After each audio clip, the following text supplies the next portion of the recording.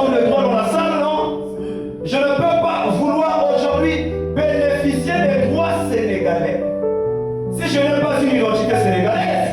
Yes, Et je ne peux pas réclamer quelque chose au gouvernement sénégalais si je ne connais pas ce que dit la loi sénégalaise. yes. Amen. Amen. Et c'est pareil avec le Christ. Frère m'avait dit, vous ne ferez pas assez de grandes choses si vous ne savez pas premièrement qui vous êtes. Là, il ne parle pas de Dieu. Il parle de vous. Amen. Écoutez mes frères, nous sommes chez nous. On peut exposer les 7 âges de l'Église.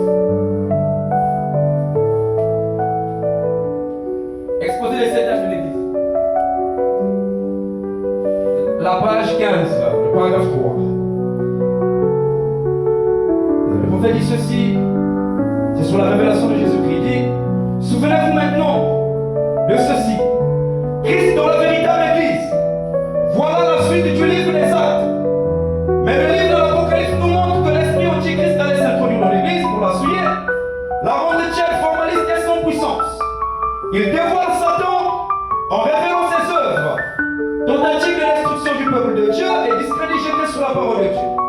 C'est jusqu'au moment même où il sera jeté dans le temps de feu. Écoutez ici, Satan s'oppose à cela. Il s'oppose à moi. Il a cela en erreur.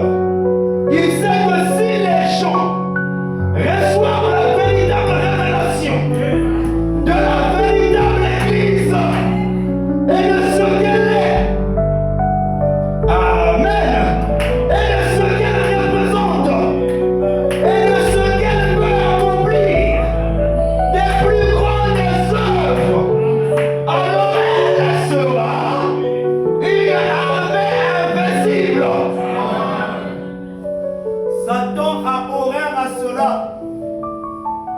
Satan sait, si les gens reçoivent la véritable révélation de la véritable Église, l'Église sera une armée invincible.